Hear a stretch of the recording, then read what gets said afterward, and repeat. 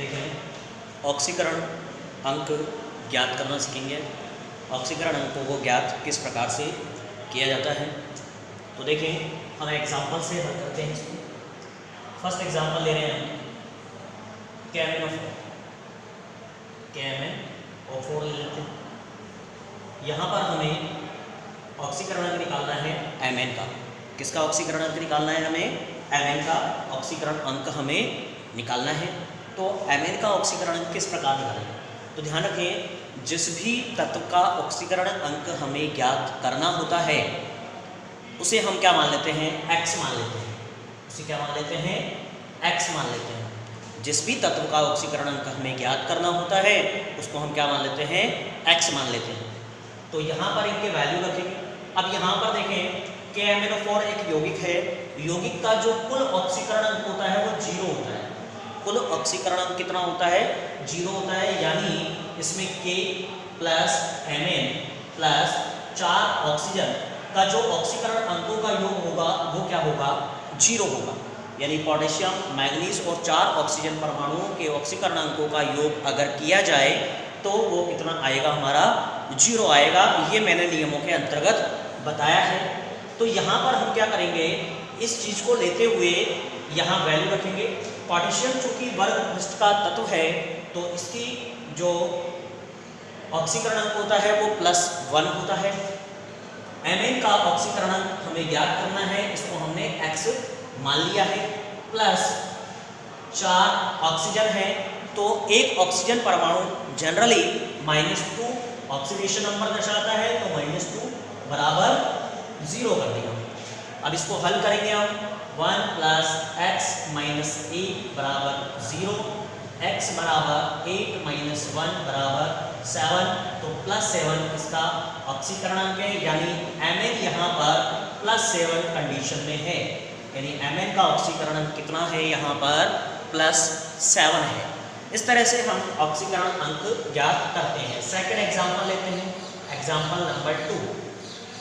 मान लो हमें निकालना है K2Cr2O7 में क्रोमियम का ऑक्सीकरण अंक ज्ञात करना है। तो क्या करेंगे हम? देखें यहाँ पर लिखेंगे 2K + 2Cr + 7 ऑक्सीजन बराबर कुल यौगिक का कितना होता है? 0 होता है। ठीक है। 2 इंटू क्या करेंगे, पोटेशियम का कितना होता है ऑक्सीकरण अंक? 1 होता है। प्लस 2 जिसका ज्ञात करना है उसे क्या मानेंगे हम? x मानेंगे। तो 2x प्लस 7 इंटू कितना करेंगे, ऑक्सीजन का ऑक्सीकरण अंक होता है -2 बराबर 0। तो 2 + 2x - 14 बराबर 0। 2x बराबर 14 - 2 12। तो x बराबर आ गया हमारा 6। x बराबर कितना आ गया हमारा? 6। यानी क्रोमियम यहाँ पर क्या है? +6 कंडीशन में है। यानी इसका ऑक्सीकरण अंक कितना है? +6 है। इस तरह से हम ऑक्सीकरण अंकों को ज्ञात करते हैं। और एग्जाम्पल लेते हैं, एग्जाम्पल नंबर 3।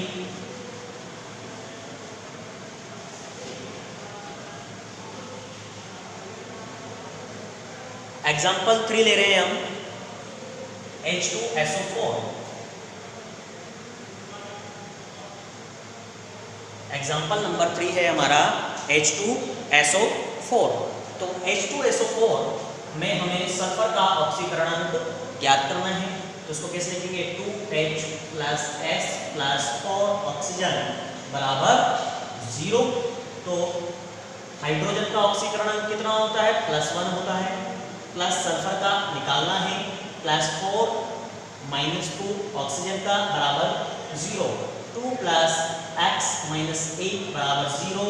x बराबर 8 - 2 बराबर 6। यानी जो सल्फर है वो कौन से ऑक्सीडेशन नंबर में है? +6 में है। सल्फर का ऑक्सीकरण कितना है? यहाँ पर +6 है। इस तरह से हम ऑक्सीकरण अंकों को ज्ञात करते हैं। अगला एग्जाम्पल लेते हैं MnO2 में। MnO2 में अगर हमें Mn का ऑक्सीकरण ज्ञात करना है तो x + 2 × -2 बराबर 0, x माइनस 4 बराबर 0, x बराबर कितना आ गया +4, यानी Mn का ऑक्सीकरण अंक कितना है यहाँ पर +4 है। ठीक है, +4 है। इसी प्रकार अगला एग्जांपल लेते हैं, पांचवा एग्जांपल है हमारा K2MnO4। K2MnO4 में हमें Mn का ऑक्सीकरण अंक ज्ञात करना है। तो क्या करेंगे, 2K का कितना हो गया 2 हो गया, प्लस x प्लस 4 इंटू -2 बराबर 0, 2 प्लस x माइनस 8 बराबर 0, x बराबर 8 माइनस 2 बराबर 6, यानी यहाँ पर मैग्नीज +6 कंडीशन में है। ठीक है, अगला एग्जांपल देखते हैं। अगला एग्जांपल है हमारा एग्जांपल नंबर 6 HNO3। यहाँ पर नाइट्रोजन का निकालना है हमें, तो क्या करेंगे 1 प्लस x प्लस 3 इंटू -2 बराबर 0। 1 किसका रखा है नाइट्रोजन का x, ऑक्सीजन के 3 ऑक्सीजन का, तो 1 प्लस x माइनस 6 बराबर 0, x बराबर 6 माइनस 1 बराबर +5, यानी यहाँ पर नाइट्रोजन +5 कंडीशन में है। इस तरह से देखें और एग्जांपल को देखते हैं हम, जैसे कार्बन से रिलेटेड कुछ एग्जांपल देख रहे हैं हम। कार्बन से रिलेटेड, कार्बन की जो ऑक्सीकरण अवस्था होती है वो +4 से लेकर -4 तक होती है, +4 से -4 तक होती है। इनको हम एग्जांपलों के माध्यम से समझाएंगे। कार्बन से रिलेटेड कुछ एग्जांपल हम ले रहे हैं। जैसे पहला एग्जांपल है हमारा CO2। तो CO2 के बारे में देखें।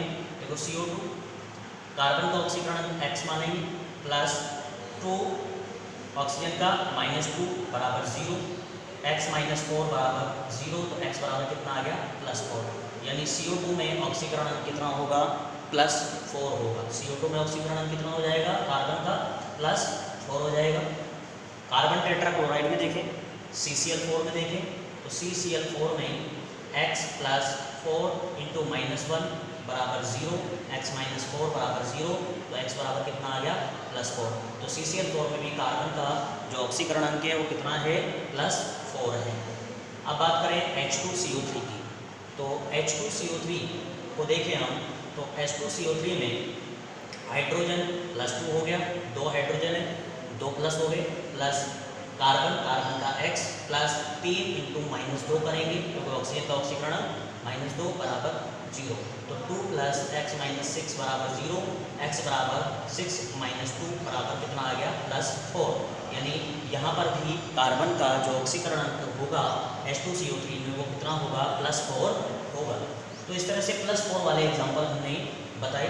अब बात करेंगे K2Cr2C2O4 की, तो यहाँ देखें K2C2O4 में K का 2K क्या 2 प्लस हो गया, प्लस 2x प्लस 4 इंटू -2 बराबर 0 हो जाएगा, 2 प्लस 2x माइनस 8 बराबर 0, 2x बराबर 8 माइनस 2 बराबर 6, तो x बराबर आ गया हमारा 6/2 यानी +3।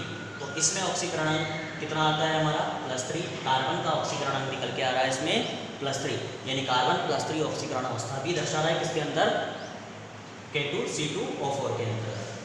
अब बात करते हैं CHCl3। तो CHCl3 में देखें हम, तो कार्बन को क्या मानेंगे x प्लस हाइड्रोजन का +1 प्लस 3 क्लोरीन 1 क्लोरीन का -1 बराबर 0, x +1 -3 बराबर 0, x बराबर देखें यहाँ पर तो कितना निकल के आता है, यहाँ पर ये हमारा कितना निकल के आ रहा है +2 निकल के आ रहा है, कितना निकल के आ रहा है +2, यानी जो हमारा CHCl3 है, CHCl3 में कार्बन का संकरण कितना, कार्बन का जो ऑक्सीकरण अंक होता है वो क्या होता है +2 होता है। अगला एग्जांपल देखते हैं। मैंने बोला था अपर रूप अगर आ जाए तो अपर रूप में कार्बन का या किसी भी तत्व का ऑक्सीकरण क्या होता है 0 होता है, तो हीरा ग्रेफाइट में 0 होगा। इन तीन एग्जांपलों में देखते हैं C6H12O6 6 में देखते हैं, इस वाले एग्जाम्पल की बात कर रहे हैं हम ग्लूकोज की। तो देखिए 6x प्लस 12 प्लस 6 इंटू -2 बराबर 0, 6x प्लस 12 माइनस 12 बराबर 0, 6x बराबर कितना आ गया 0 आ गया, यानी x बराबर भी क्या आ जाएगा हमारा 0, यानी कार्बन का यहाँ पर ऑक्सीकरण क्या होगा 0 होगा। इसी प्रकार C12 822 और 11 को देखें हम, C12 H22 और 11 को देखें, तो यहाँ देखें 12x प्लस 22 प्लस 11 इंटू -2 बराबर 0। देखें ये हो गया -22, ये हो गया +22 बराबर 0, तो 12x बराबर क्या हो गया 0 हो गया, तो x बराबर कितना आ गया 0। तो इस तरह से C12 H22 को 11 में भी ऑक्सीकरण कितना आता है हमारा 0 आता है। अगला एग्जांपल देखते हैं हम, CH2Cl2 में कार्बन का निकालेंगे ऑक्सीकरण, तो x प्लस हाइड्रोजन का +2 हो गया, 2 हाइड्रोजन प्लस एक क्लोरीन का कितना होता है -1, तो -2 हो गया बराबर 0, x बराबर कितना आ गया हमारा 0। इस तरह से CH2Cl2 में भी ऑक्सीकरण अंक क्या आता है हमारा 0 आता है। अब बात करें हम एसिटिलीन, किसकी बात कर रहे हैं हम एसिटिलीन की बात कर रहे हैं।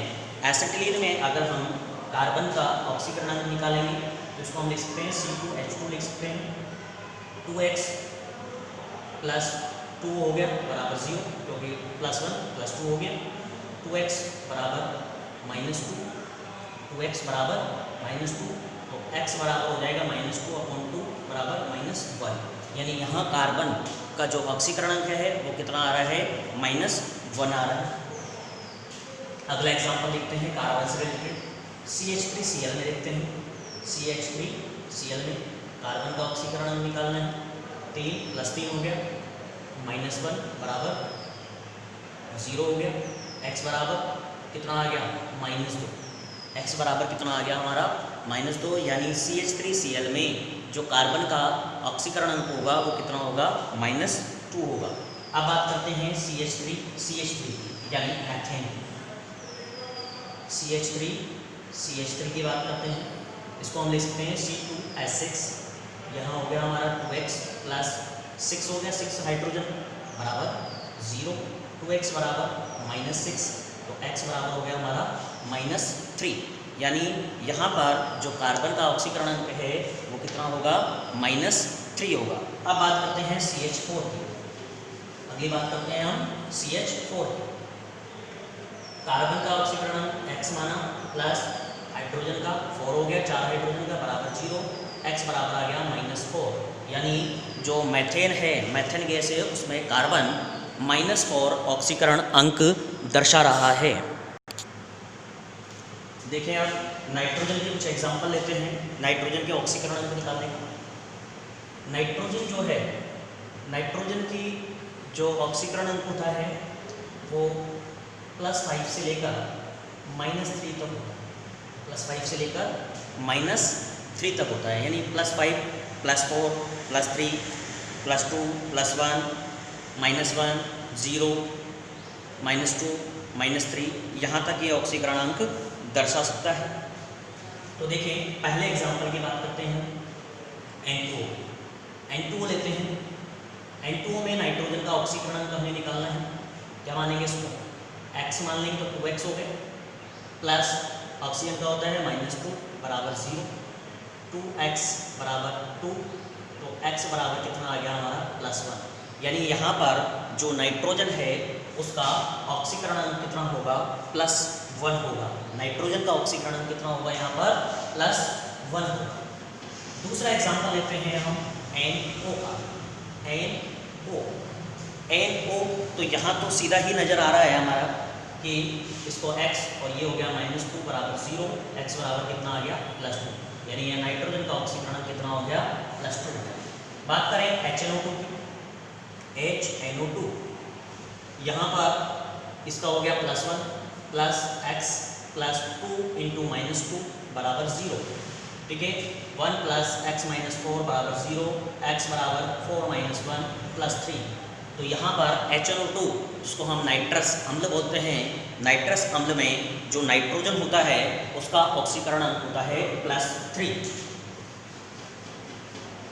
अब बात करेंगे NO2 की। तो NO2 की बात करें हम तो यहाँ पर X प्लस 2 × -2 बराबर 0 हो जाएगा, क्योंकि ऑक्सीजन का ऑक्सीकरण अंक -2 होता है। तो X - 4 बराबर 0, X बराबर कितना आ गया हमारा +4, यानी जो नाइट्रोजन डाइऑक्साइड है उसमें नाइट्रोजन का ऑक्सीकरण अंक होता है +4। अब बात करेंगे हम N2O5 की। N2O5 में अगर हम देखें तो नाइट्रोजन का ऑक्सीकरण अंक निकालेंगे तो 2x + 5 × -2 बराबर 0, 2x - 10 बराबर 0, 2x बराबर 10, तो x बराबर कितना आ गया +5। तो यहाँ पर N2O5 में नाइट्रोजन का जो ऑक्सीकरण अंक होगा वो कितना होगा +5 होगा। बात करें HNO3 की तो HNO3 में भी ऑक्सीकरण अंक +5 होगा, ये पहले एग्जाम्पल बताया जा चुका है। बात करें N2 की तो मैंने बोला एक ही तत्व के जब परमाणु से कोई अणु बना है तो उसका ऑक्सीकरण अंक क्या होता है 0 होता है, तो N2 का भी क्या होता है 0 होता है। अब बात करें NH2OH की, NH2OH की हाइड्रोक्सिल एमीन की। तो हाइड्रोक्सिल एमीन में अगर नाइट्रोजन का ऑक्सीकरण अंक निकाला जाए तो क्या निकलेगा, देखें +2 हो गया, ये -2 हो गया और ये +1 हो गया, बराबर 0 हो गया, +2 - 2 x बराबर कितना आ गया -1। यानी जो हाइड्रोक्सिल एमीन होती है उसमें नाइट्रोजन का ऑक्सीकरण कितना होता है -1 होता है। अगला एग्जांपल हाइड्रोजन NH2 की बात करें, NH2 की बात करें तो इसको हम लिख सकते हैं N2H4। क्या लिख सकते हैं इसको हम N2H4 लिख सकते हैं। तो 2x + 4 बराबर 0, 2x बराबर -4, x बराबर कितना आ गया -4 / 2, तो -2। यानी जो हाइड्रोजन है उसमें दोनों नाइट्रोजन कैसे होंगे -2 ऑक्सीकरण अवस्था दर्शाएंगे। अब बात करें हम NH3 की, अमोनिया की। तो अमोनिया जो है, अमोनिया में ऑक्सीकरण निकालेंगे नाइट्रोजन का। तो देखिए x प्लस ये कितना हो गया 3 हो गया, बराबर 0, x बराबर कितना आ गया -3। यानी जो अमोनिया गैस है, अमोनिया है, उस अमोनिया में नाइट्रोजन का ऑक्सीकरण कितना होता है -3 होता है। अब एक एग्जांपल है हमारा NH4NO3 अमोनियम नाइट्रेट। इस अमोनियम नाइट्रेट में कई बार नाइट्रोजन के ऑक्सीकरण अंकों के बारे में पूछा जाता है और हम इसमें मिस्टेक कर देते हैं, क्योंकि यहाँ पर दोनों नाइट्रोजन अलग अलग परमाणु से जुड़े हुए हैं। इसलिए हम इसको जब भी दोनों नाइट्रोजनों का निकालेंगे तो इसको पहले आयनों में कन्वर्ट करेंगे। देखें अमोनियम नाइट्रेट को जब हम तोड़ेंगे तो बनेगा ammonium ion plus nitrate ion, ammonium ion plus nitrate ion. क्योंकि अगर आप डायरेक्टली निकालोगे इसको N2H4O3 से निकालोगे तो यहाँ पर जो नाइट्रोजन का ऑक्सीकरण अंक आएगा वो औसत आएगा और वो सही नहीं होगा, बल्कि हमें क्या निकालना है, दोनों नाइट्रोजनों के ऑक्सीकरण अंकों को अलग अलग निकालना है। तो हमने क्या किया, इसको आयनों में डिवाइड कर लिया। अब इसमें निकालेंगे और फिर इसमें निकालेंगे। इसमें निकालते हैं हम, इसको x मान लेंगे नाइट्रोजन को, +4 हो गया, क्योंकि एक हाइड्रोजन का कितना होता है +1 होता है, बराबर। अब यहाँ पर यह आयन है, आयन में क्या है, दो तरह के परमाणु हैं, नाइट्रोजन और हाइड्रोजन। जब दो या अधिक परमाणुओं से कोई आयन मिलकर बना होता है तो उस आयन पर जो आवेश है वो आवेश उस पूरे जटिल आयन या एक से बोल सकते हैं मूलक, उस मूलक का कुल आवेश या कुल ऑक्सीकरण अंक होता है। तो यहाँ पर कितना है +1 इस पूरे जितने भी परमाणुओं में ऑक्सीकरण अंकों का क्या होगा, योग होगा। तो x बराबर 1 - 4 बराबर कितना आ गया -3। यानी अमोनियम आयनों में जो ऑक्सीकरण अंक आएगा नाइट्रोजन का वो क्या आएगा -3। और यहाँ देखें हम तो x + 3 × -2 बराबर, अब इस पर टोटल आवेश कितना है -1 है, तो -1, x - 6 बराबर -1, x बराबर प्लस का 6 हो जाएगा, -1 बराबर +5। यानी जो नाइट्रेट आयन है उन नाइट्रेट आयनों में नाइट्रोजन का ऑक्सीकरण क्या होगा +5। इस तरह से जो अमोनियम आयन है, अमोनियम आयन का जो नाइट्रोजन है उसका ऑक्सीकरण अंक होगा -3 और नाइट्रेट आयनों का कितना होगा +5। इस तरह से नाइट्रोजन दो ऑक्सीकरण अवस्थाओं में यहाँ प्रेजेंट है, एक -3 में और एक +5 में। इस तरह से नाइट्रोजन के हमने कुछ एग्जाम्पल बताए जिनमें नाइट्रोजन भी क्या दर्शा रहा है, अलग अलग तरह की ऑक्सीकरण अवस्थाएं दर्शा रहा है। अब देखें सल्फर की बात करें तो सल्फर भी अलग अलग यौगिकों में अलग अलग तरह की ऑक्सीकरण अवस्थाएं दर्शाता है। ये -2 से लेकर +6 तक, -2 से लेकर +6 तक ऑक्सीडेशन स्टेज में होता है। जैसे बात करें हम H2S की, H2S की बात करें तो यहाँ पर हाइड्रोजन +2 हो गया, प्लस x बराबर 0, तो x बराबर कितना आ गया -2, यानी यहाँ पर सल्फर किस अवस्था में है, -2 अवस्था में है। H2S जो गैस है उसमें जो सल्फर है उसका ऑक्सीकरण कितना निकल के आएगा हमारा -2 आएगा।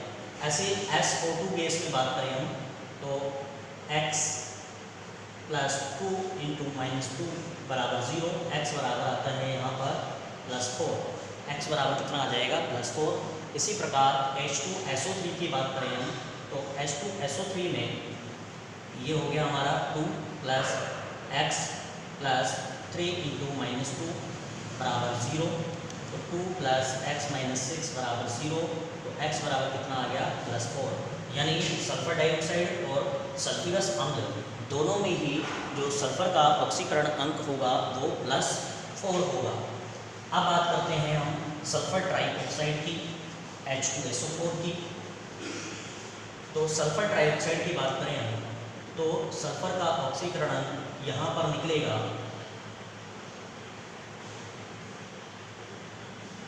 +6। सल्फर का ऑक्सीकरण अंक निकल के आता है यहाँ पर +6 निकल के आता है। बात करें H2SO4 की तो H2SO4 का एग्जांपल मैंने पहले बता चुका हूँ, फिर भी बताता हूँ। 2 + इसका x + 4 × -2 बराबर 0, 2 + x - 8 बराबर 0, x बराबर कितना आ गया +6।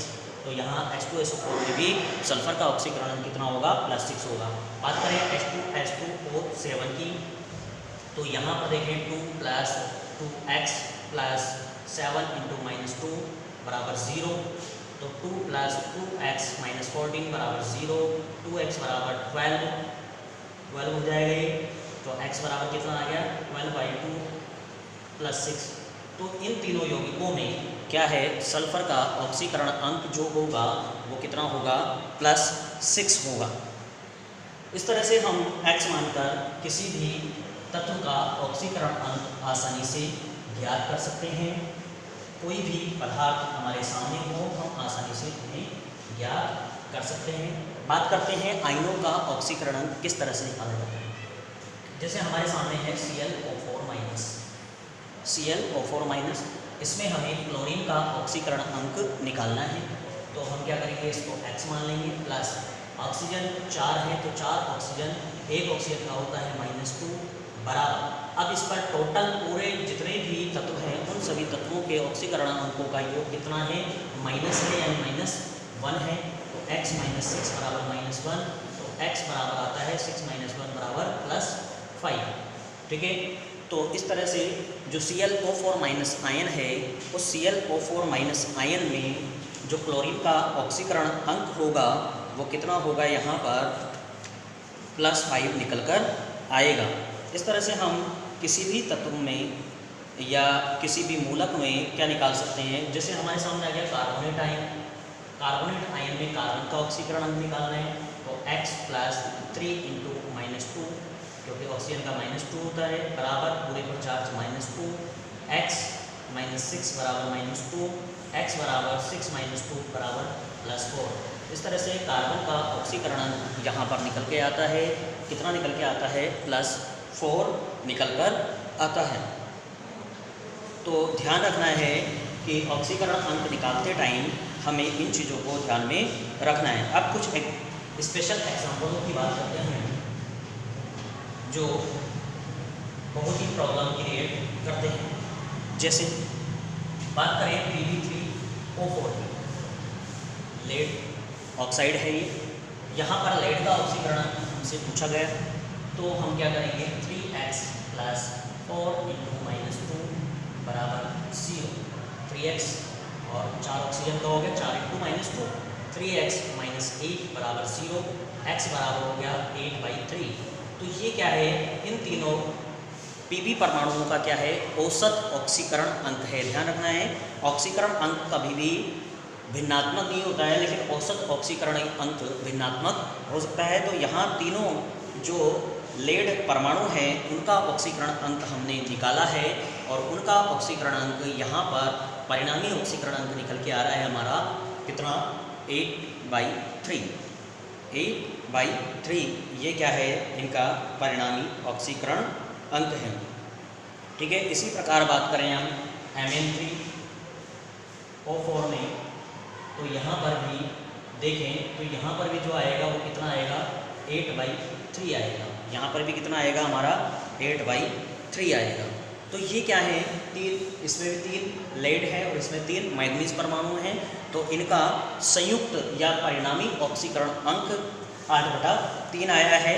जबकि किसी भी परमाणु का जो ऑक्सीकरण अंक होगा वो कभी भी भिन्नात्मक नहीं होगा, लेकिन जब एक से अधिक परमाणु आ जाएंगे तो उनका परिणामी हम निकाल सकते हैं। इसी प्रकार मान लो हम एक आयन है हमारा IO3-, इसमें हमें आयोडीन का ऑक्सीकरण अंक निकालना है, तो हम कैसे निकालेंगे, x प्लस 3 इंटू -2 बराबर टोटल आवेश कितना, -1, x माइनस 6 बराबर -1, तो x बराबर हो गया 6 - 1 बराबर +5। इस तरह से यहाँ पर IO3- में जो आयोडीन है उसका ऑक्सीकरण अंक कितना होगा, +5 होगा। देखें, ऑक्सीकरण अंक निकालने के और कुछ एग्जाम्पल हैं जो हमारी गड़बड़ कराते हैं। जैसे ये हमारा कोई, ये कहलाते हैं उपसहसंयोजक यौगिक या जटिल यौगिक। इन जटिल यौगिकों में धातु का ऑक्सीकरण अंक, यानी जो मेन धातु होती है उसका ऑक्सीकरण अंक हमें ज्ञात करना होता है। ये मैंने निशान लगा दिए, इनका ऑक्सीकरण अंक पूछा जाता है, वो किस तरह से निकालना है।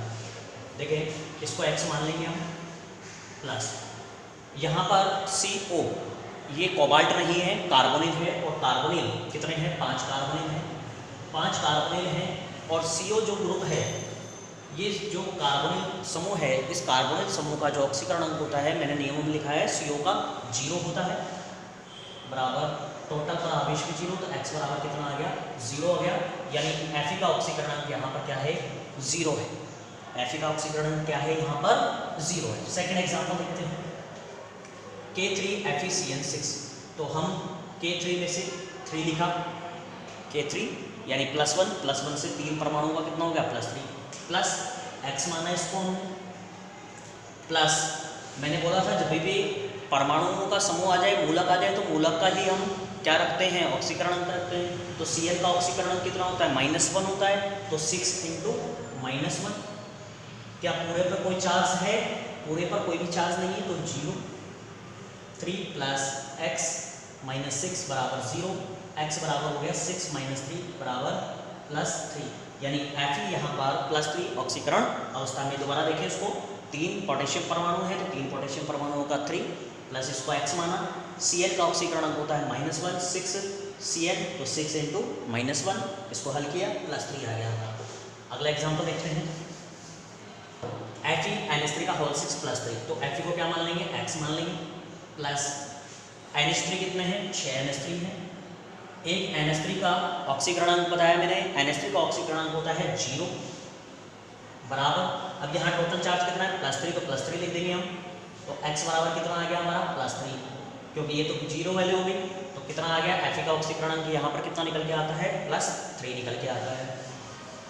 अगला फोर्थ एग्जाम्पल, MnH2 का होल 6SO4, तो Mn को क्या मान लेंगे हम, x मान लेंगे, प्लस 6H2O, H2O का ऑक्सीकरण अंक कितना होता है, 0 होता है, तो 6 इंटू 0। सल्फेट प्लस सल्फेट करेंगे, सल्फेट का पूरे का सल्फेट का कितना होता है, -2 होता है, बराबर कोई आवेश नहीं है, 0। x -2 बराबर 0, क्योंकि ये तो 0 हो गया पूरा। x बराबर कितना आ गया, +2। यहाँ Mn का ऑक्सीकरण कितना है, +2 है। उसके बाद में अगले एग्जाम्पल की बात करते हैं हम, CO NH3 का होल 5 Cl तो यहाँ पर क्या करेंगे हम CO को क्या मान लेंगे X मान लेंगे, ठीक है।